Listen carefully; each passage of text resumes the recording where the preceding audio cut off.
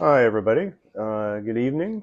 Welcome to night 2 of this project I've started where I'm going to be live stream reading great pieces of classical literature. And I'm starting this project, started last night, and I am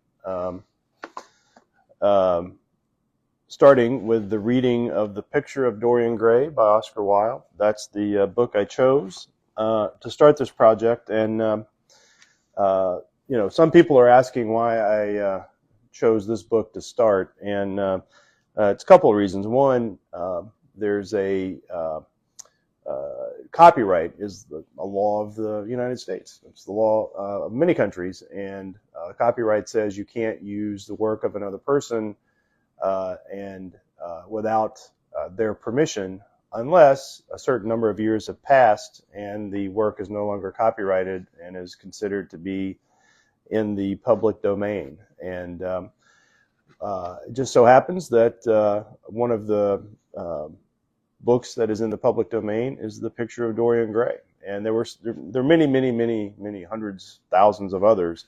And I was considering using many different choices, but this one was sort of top of my mind to use. And then I was in a thrift store one day, and I walk in, and I was considering this book and some other books, but then I saw this book, and I decided that that was a sign that I should start with this book. So that's why we're starting with The Picture of Dorian Gray. So I'm going to be doing this every weeknight, Monday to Friday, starting at 8 o'clock, and try to read probably a chapter a night. Certainly a chapter a night of this book is probably sufficient. Some other books might be more than that, but this is a pretty heavy read. So I think a chapter a night is probably about right.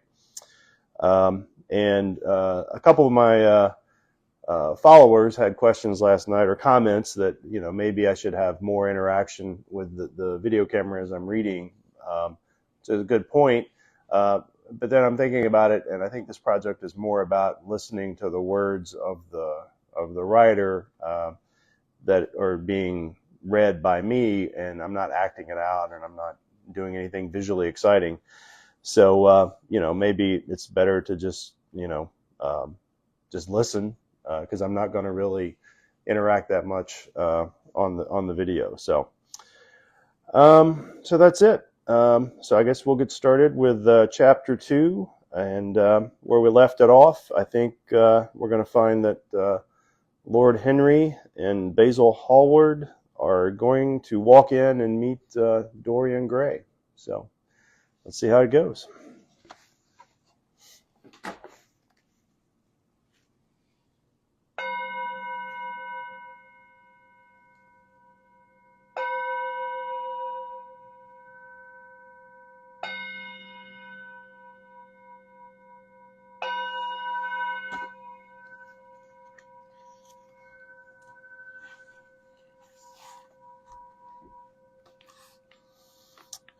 Chapter 2. As they entered, they saw Dorian Gray. He was seated at the piano with his back to them, turning over the pages of a volume of Schumann's Forest Scenes. "You must lend me these, Basil," he cried. "I want to learn them. They are perfectly charming." "That entirely depends on how you sit today, Dorian." "Oh, I'm so tired of sitting, I don't want a life-size portrait of myself," answered the lad, swinging round on the music stool in a wilful, petulant manner. When he caught sight of Lord Henry, a faint blush colored his cheeks for a moment, and he started up. "I beg your pardon, Basil, but I didn't know you had anyone with you." "This is Lord Henry Wotton, Dorian, an old Oxford friend of mine. I've just been telling him what a capital sitter you are, and now you have spoiled everything." "You have not spoiled my pleasure in meeting you, Mr. Gray," said Lord Henry, stepping forward and extending his hand. "My aunt has often spoken to me about you. You are one of her favorites, and I'm afraid one of her victims also. "I am in Lady Agatha's black books at present," answered Dorian, with a funny look of penitence. "I promised to go to a club in Whitechapel with her last Tuesday, and I really forgot all about it. We were to have played a duet together. 3 duets, I believe. I don't know what she will say to me now. I am far too frightened to call. Oh, I'll make your peace with my aunt. She is quite devoted to you, and I don't think it really matters about your not being there. The audience probably thought it was a duet. When Aunt Agatha sits down at the piano, she makes quite enough noise for 2 people. That is very horrid to her, and not very nice to me, answered Dorian, laughing. Lord Henry looked at him. Yes, he was certainly wonderfully handsome, and with finely curved scarlet lips, his frank blue eyes, his crisp gold hair. There was something in his face that made one trust him at once. All the candor of youth was there, as well as all youth's passionate purity. One felt that he had to keep himself unspotted from the world. No wonder Basil Hallward worshipped him. You are too charming to go in for philanthropy, Mr. Gray, far too charming. And Lord Henry flung himself down on the divan and opened his cigarette case. The painter had been busy mixing his colors and getting his brushes ready. He was looking worried, and when he heard Lord Henry's last remark, he glanced at him, hesitated for a moment, and then said, Harry, I want you to finish this picture today. Would you think it awfully rude of me if I asked you to go away? Lord Henry smiled and looked at Dorian Gray. Am I to go, Mr. Gray? He asked. Oh, please don't, Lord Henry. I see that Basil is in one of his sulky moods, and I can't bear him when he sulks. Besides, I want you to tell me why I should not go in for philanthropy. I don't know that I shall tell you that, Mr. Gray. It's so tedious a subject that one would have to talk seriously about it, but I certainly shall not run away now that you have asked me to stop. You don't really mind Basil, do you? You have often told me that you liked your sitters to have someone to chat to. Basil bit his lips. If Dorian wishes it, of course you must stay. Dorian's whims are laws to everybody, except himself.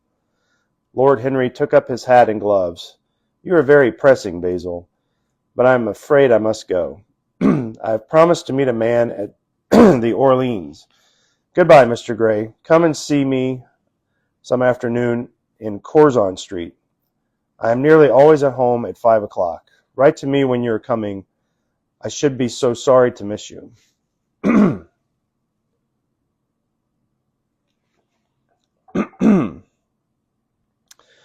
Basil, cried Dorian Gray, if Lord Henry Wotton goes, I shall go too. You never open your lips while you are painting, and it's horribly dull standing on a platform and trying to look pleasant. Ask him to stay. I insist upon it. Stay, Harry, to oblige Dorian, and to oblige me, said Basil, gazing intently at his picture. It is quite true. I never talk when I am working, and never listen either, and it must be dreadfully tedious for my unfortunate sitters. I beg you to stay.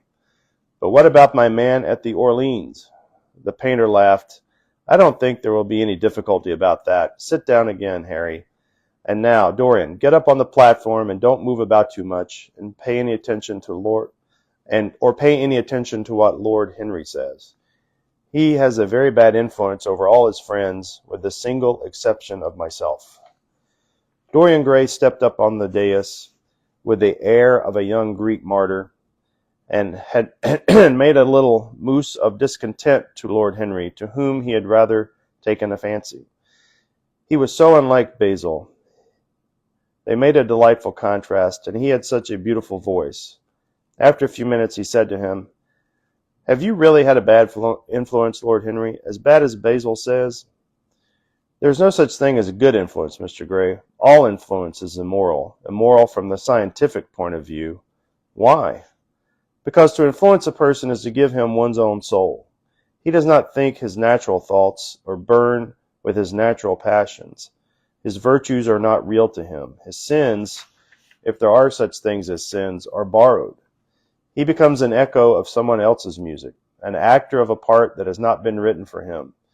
The aim of life is self-development. To realize one's nature perfectly, that is what each of us is here for. People are afraid of themselves nowadays. They have forgotten the highest of all duties, the duty that one owes to oneself. Of course they are charitable. They feed the hungry, they clothe the beggar. But their own souls starve, and they are naked. Courage has gone out of our race. Perhaps we never really had it. The terror of society, which is the basis of morals, the terror of God, which is the secret of religion, those are the two things that govern us.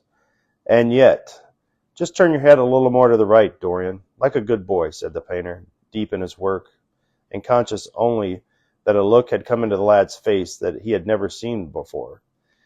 And yet, continued Lord Henry, in his low, musical voice, and with that graceful wave of the hand that was always so characteristic of him, and that he had even seen in his Eton days, I believe that if one man were to live out his life fully and completely, were to give form to every feeling, expression to every thought, reality to every dream, I believe that the world would gain such a fresh impulse of joy that we would forget all the maladies of medievalism and return to the Hellenic ideal, to something finer, richer than the Hellenic ideal, it may be. But the bravest man among us is afraid of himself. The mutilation of the savage has its tragic survival in the self-denial that mars our lives. We are punished for our refusals. Every impulse that we strive to strangle broods in the mind and poisons us. The body sins once and has done with its sin, for action is a mode of purification. Nothing remains then but the recollections of a pleasure or the luxury of a regret. The only way to get rid of a temptation is to yield to it. Resist it, and your soul grows sick from longing for the things it has forbidden itself, with desire for what its monstrous laws have made monstrous and unlawful. It has been said that the great events of the world take place in the brain. It is in the brain, and the brain only, that the great sins of the world take place also. You, Mr. Gray, you yourself, with your rose-red youth and your rose-white boyhood, you've had passions that have made you afraid, thoughts that have filled you with terror, daydreams and sleeping dreams, where mere memory might stain your cheek with shame. Stop, faltered Dorian Gray. Stop. You bewilder me. I don't know what to say. There's some answer to you, but I can't find it. Don't speak. Let me think. Or rather, let me try not to think. For nearly 10 minutes he stood there motionless, with parted lips and eyes strangely bright. He was dimly conscious that the entirely fresh influences were at work within him. Yet they seemed to him to have come really from himself. The few words that Basil's friend had said to him, words spoken by chance, no doubt, and with willful paradox in them, had touched some secret chord that had never been touched before, but that he felt was now vibrating and throbbing to curious pulses. Music had stirred him like that. Music had troubled him many times, but music was not articulate. It was not a new world, but rather another chaos that it created in us. Words, mere words, how terrible they were, how clear and vivid and cruel. One could not escape from them, and yet what a subtle magic there was in them. There seemed to be able to give a plastic form to formless things, and to have music of their own as sweet as that of the lute. Mere words. Was there anything so real as words? Yes, there had been things in his boyhood that he had not understood. He understood them now. Life suddenly became fiery-colored to him. It seemed to him that he had been walking in fire. Why had he not known it? With a subtle smile, Lord Henry watched him. He knew the precise psychological moment when to say nothing.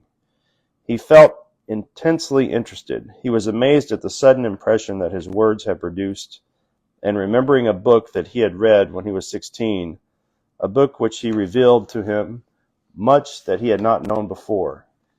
He wondered whether Dorian Gray was passing through a similar experience. He had merely shot an arrow into the air. Had it hit the mark? How fascinating the lad was. Basil painted away with that marvelous bold touch of his, that he had the true refinement and perfect delicacy that in art, at any rate, comes only through strength. He was conscious of the silence. Basil, I'm tired of standing, cried Dorian suddenly. I must go and sit in the garden. The air is stifling in here. My dear fellow, I'm so sorry. When I am painting, I can't think of anything else, but you never sat better. You are perfectly still, and I have caught the effect I wanted, the half-parted lips and the bright look in the eyes. I don't know what Harry has been saying to you, but he has certainly made you have the most wonderful expression. I suppose he has been paying you compliments. You mustn't believe a word he says. He has certainly not been paying me compliments. Perhaps that's the reason I don't believe anything he's told me.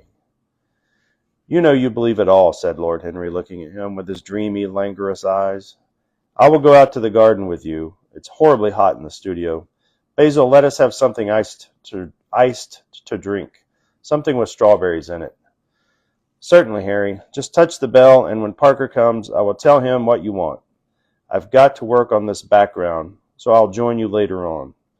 Don't keep Dorian too long. I have never been in better form for painting than I am today. This is going to be my masterpiece. It's a masterpiece as it stands. Lord Henry went out to the garden and found Dorian Gray burying his face in the great cool lilac blossoms, feverishly drinking in their perfume as if it had been wine. He came close to him and put his hand on his shoulder.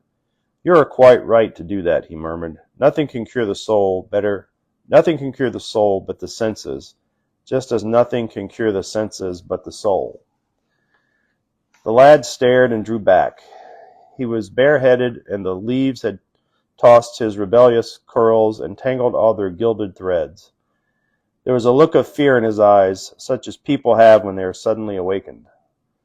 His finely chiseled nostrils quivered, and some hidden nerve shook the scarlet of his lips and left them trembling. Yes, continued Lord Henry, this is one of the great secrets of life, to cure the soul by means of the senses, and the senses by the means of the soul. You are a wonderful creation. You know more than you think you know, just as you know less than you want to know.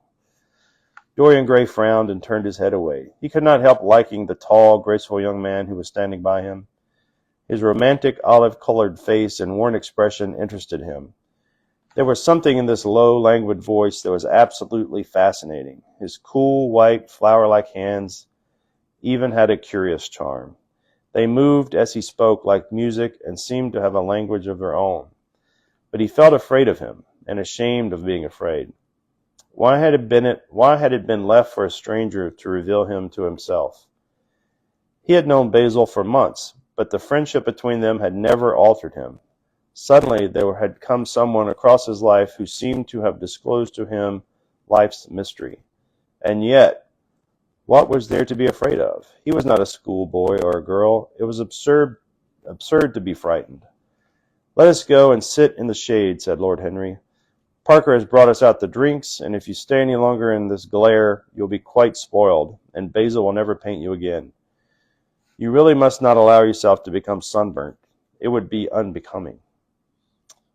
What can it matter? Cried Dorian Gray, laughing, as he sat down on the seat at the end of the garden. It should matter everything to you, Mr. Gray. Why? Because you have the most marvelous youth, and youth is the one thing worth having. I don't feel that, Lord Henry. No, you don't feel it now. Some day when you're old and wrinkled and ugly, when thought has seared your forehead with its lines, and passion branded your lips with its hideous fires, you will feel it. You will feel it terribly. Now, wherever you go, you charm the world. Will it always be so? You have a wonderfully beautiful face, Mr. Gray. Don't frown. You have. And beauty is the form of genius, is higher indeed than genius, as it needs no explanation. It is one of the great facts of the world, like sunlight or springtime or the reflection in dark waters of that silver shell we call the moon. It can't be questioned. It has a divine right of sovereignty.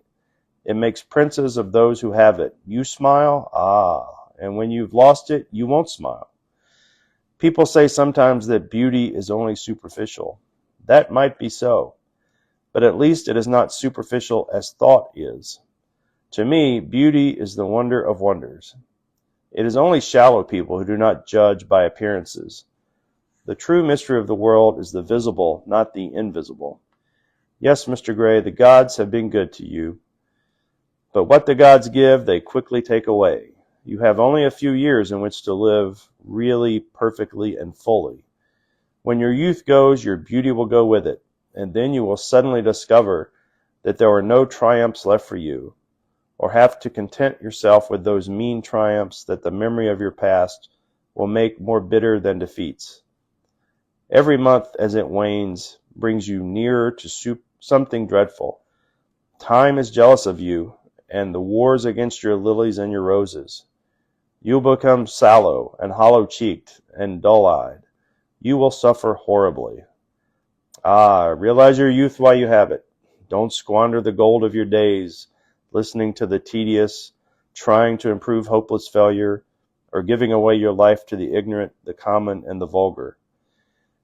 These are the sickly aims, the false ideals of our age. Live the wonderful life that's in you. Let nothing be lost upon you, but always searching for new sensations. Be afraid of nothing. A new hedonism, that is what our century wants. You want to be its visible symbol. With your personality, there's nothing you could not do. The world belongs to you for a season. The moment I met you, I saw that you were quite unconscious of what you really are, of what you really might be. There was so much in you that charmed me that I felt I must tell you something about yourself. I thought how tragic it would be if you were wasted. For there is such little time that your youth will last, such a little time. The common hill flowers wither, but they blossom again. The labrum will be as yellow next June as it is now. In a month there will be purple stars on the clematis, and year after year the green night of the leaves will hold its purple stars. But we never get back to our youth. The pulse of joy that beats in us at 20 becomes sluggish. Our limbs fail, our senses rot. We degenerate into hideous puppets, haunted by the memory of the passions of which we were too much afraid, and the exquisite temptations that we had not the courage to yield to. Youth, youth, there is nothing in the world but youth. Dorian Gray listened, open-eyed and wondering. The spray of lilac fell from his hand upon the gravel. A furry bee came and buzzed around for a moment. Then it began to scramble all over the oval stellated globe of the many tiny blossoms. He watched it with that strange interest in trivial things that we try to develop when things of high import make us afraid, or when we are stirred by some new emotion for which we cannot find expression, or when some thought that terrifies us lays sudden siege to the brain and calls on us to yield. After a time, the bee flew away. He saw it creeping into the stained trumpet of a Tyrian convolutus. Sounds like a pretty flower. The flower seemed to quiver and then swayed gently to and fro. Suddenly the painter appeared at the door of the studio and made staccato signs for them to come in. They turned to each other and smiled. "I'm waiting," he cried. "Do come in. The light is quite perfect, and you can bring your drinks." They rose up and sauntered down the walk together. 2 green and white butterflies fluttered past them. In the pear tree at the corner of the garden, a thrush began to sing. "You are glad that you've met me, Mr. Gray," said Lord Henry, looking at him. "Yes, I am glad now. I wonder, shall I always be glad?" Always. That is a dreadful word. It makes me shudder when I hear it. Women are so fond of using it. They spoil every romance by trying to make it last forever. It is a meaningless word, too. The only difference between a caprice and a lifelong passion is that the caprice lasts a little longer. As they entered the studio, Dorian Gray put his hand upon Lord Henry's arm. "In that case, let our friendship be a caprice," he murmured, flushing at his own boldness, then stepped up on the platform and resumed his pose. Lord Henry flung himself into a large wicker armchair and watched him. The sweep and dash of the brush on the canvas made the only sound that broke the stillness, except when, now and then, Basil stepped back to look at the work from a distance. In the slanting beams that streamed through the open doorway, the dust danced and was golden. The heavy scent of the roses seemed to brood over everything. After about a quarter of an hour, Basil stopped painting, looked for a long time at Dorian Gray, and then for a long time at the picture, biting the end of one of his huge brushes and frowning. "It's quite finished," he cried at last, and stooping down he wrote his name in long vermilion letters on the left-hand corner of the canvas. Lord Henry came over and examined the picture. It was certainly a wonderful work of art, and a wonderful likeness as well. "My dear fellow, I congratulate you most warmly," he said. "It is the finest portrait of modern times. Mr. Gray, come over and look at it yourself." The lad started as if awakened from some dream. Is it really finished?" he murmured, stepping down from the platform. "Quite finished," said Basil. "And you have sat splendidly today. I'm awfully obliged to you." "This is entirely due to me," broke in Lord Henry, "isn't it, Mr. Gray?" Dorian made no answer, but passed listlessly in front of the picture and turned toward it. When he saw it, he drew back, and his cheeks flushed for a moment with pleasure.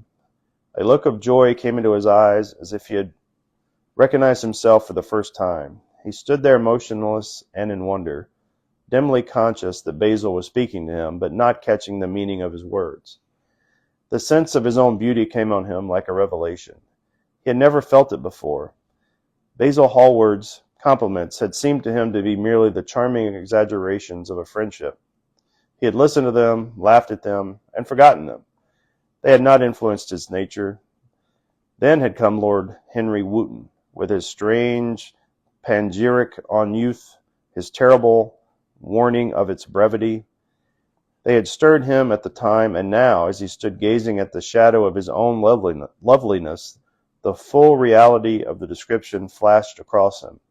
Yes, there would be a day when his face would be wrinkled and wizened, his eyes dim and colorless, the grace of his figure broken and deformed.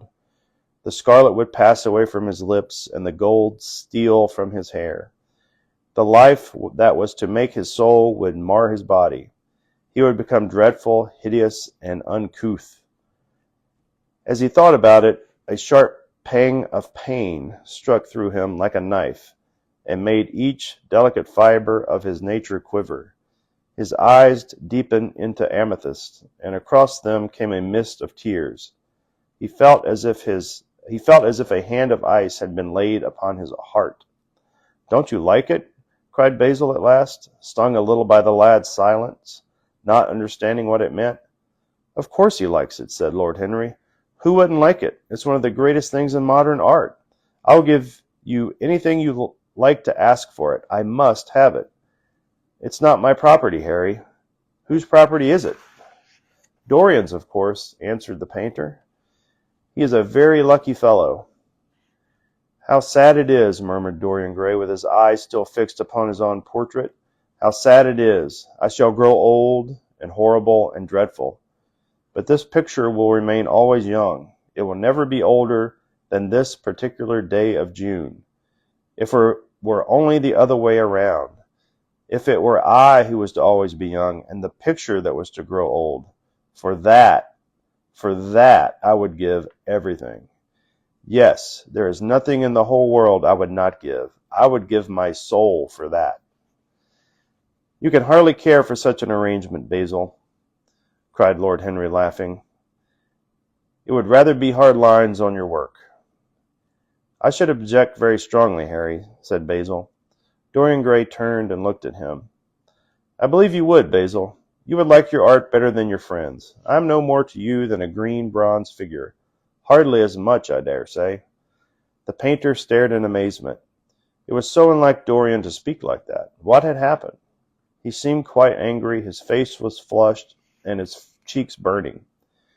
"Yes," he continued, "I am less to you than your ivory Hermes or your silver fawn. You will like them always. How long will you like me? Till I have my first wrinkle, I suppose. I know now that when one loves one's good looks, whatever they may be, one loses everything. Your picture has taught me that. Lord Henry Wotton is perfectly right. Youth is the only thing worth having. When I find that I am growing old, I shall kill myself." Basil turned pale and caught his hand. "Dorian, Dorian," he cried, "don't talk like that. I've never had such a friend as you, and I shall never have such another. You are not jealous of material things, are you? You, you who are finer than any of them?" "I am jealous of everything whose beauty does not die. I am jealous of the portrait you have painted of me. Why should it keep what I must lose? Every moment that passes takes something from me and gives something to it. Oh, if it were only the other way! If the picture could change and I could always be what I am now. Why did you paint it? It will mock me some today, mock me horribly." The hot tears welled into his eyes. He tore his hand away, flinging himself on the divan. He buried his face in the cushions and as though he were praying. "This is your doing, Harry," said the painter bitterly. Lord Henry shrugged his shoulders. "It's the real Dorian Gray, that is all." "It is not. If it's not, what have I to do with it?" "You should have gone away when I asked you," he muttered. "I stayed when you asked me," said Lord Henry. "Harry, I can't quarrel with my two best friends at once, but between you both, you have made me hate the finest piece of work I've ever done, and I will destroy it. What is it but canvas and color? I will not let it come across our three lives and mar them." Dorian Gray lifted his golden head from the pillow, and with pallid face and tear-stained eyes looked at him as he walked over to the deal painting table that was set beneath the high curtained window. What was he doing there? His fingers were straying about among the litter of tin tubes and dry brushes, seeking for something. Yes, it was for the long palette knife with its thin blade of lithe steel. He had found it at last, and he was going to rip up the canvas. With a stifled sob, the lad leaped from the couch and rushed over to Basil, tore the knife out of his hand, and flung it to the end of the studio. "Don't, Basil, don't," he cried. "It would be murder." "I'm glad you appreciate my work at last, Dorian," said the painter coldly, when he had recovered from his surprise. "I never thought you would." "Appreciate it? I'm in love with it, Basil. It is part of myself. I feel that. Well, as soon as you are dry, you shall be varnished and framed and sent home. Then you can do what you like with yourself." As he walked across the room and rang the bell for tea, "You will have tea, of course, Dorian, and so will you, Harry. Or do you object to such simple pleasures?" "I adore simple pleasures," said Lord Henry. "They are the last refuge of the complex. But I don't like scenes, except on the stage. What absurd fellows you are, both of you. I wonder who it was defined man as a rational animal. It was the most premature definition ever given. Man is many things, but he is not rational. I'm glad he is not, after all, though I wish you chaps would not squabble over the picture. You had much better leave me. You had much better let me have it, Basil. This silly boy doesn't really want it, and I really do." "If you let anyone have it but me, Basil, I shall never forgive you," cried Dorian Gray, "and I don't allow people to call me silly boy. You know the picture is yours, Dorian. I gave it to you before it existed. And you know you have been a little silly, Mr. Gray, and that you don't really object to being reminded that you are extremely young." "I should have objected very strongly this morning, Lord Henry." "Ah, this morning. You have lived since then." There came a knock at the door, and the butler entered with a laden tea tray and set it down upon a small Japanese table. There was a rattle of cups and saucers and the hissing of a fluted Georgian urn. Two globe-shaped china dishes were brought in by a page. Dorian Gray went over and poured out the tea. The two men sauntered languidly to the table and examined what was under the covers. "Let us go to the theatre tonight," said Lord Henry. "There is sure to be something on somewhere. I have promised to dine at White's, but it's only with an old friend, so I can send him a wire to say that I'm ill, or that I'm prevented from coming in consequences of a subsequent engagement.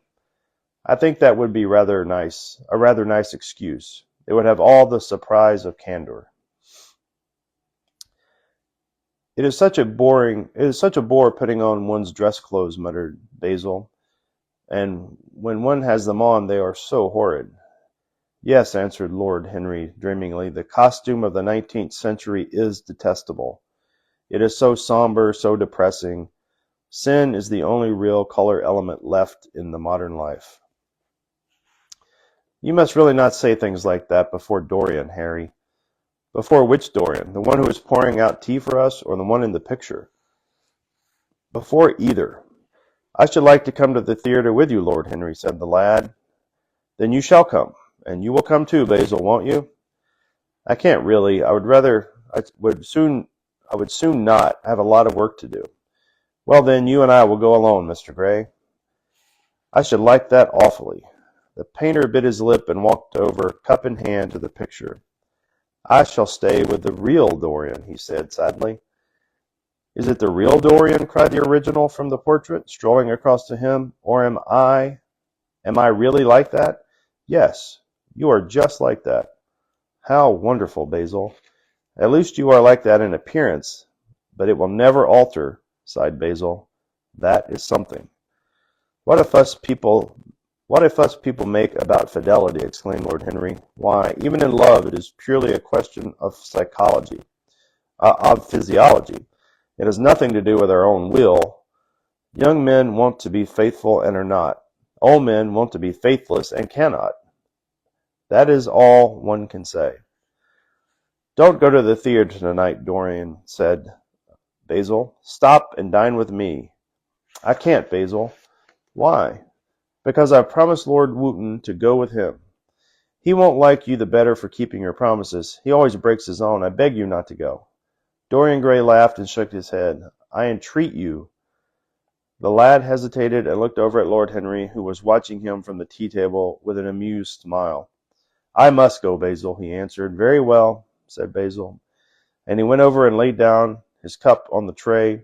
It is rather late, and as you have to dress, you had better lose no time. Goodbye, Harry. Goodbye, Dorian. Come and see me soon. Come tomorrow. Certainly.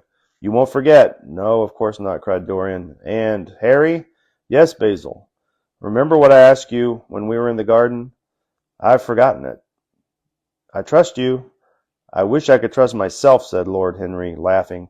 Come, Mr. Gray, my hansom is outside, and I can drop you at your own place. Goodbye, Basil. It's been a most interesting afternoon. As the door closed behind them, the painter flung himself down on the sofa, and a look of pain came into his face. So that's the end of chapter 2. So we will wrap it up there tonight. Thanks for logging on and joining. We'll pick up tomorrow night, 8 o'clock, to do chapter 3. And I'm working on getting these live streams posted to YouTube, so you can, if you miss an episode, you can go back and watch it there. It'll be under the name Reality Attacks. That's the channel there as well. So thanks for joining, and tell your friends, and I hope to see you tomorrow night. Talk to you soon.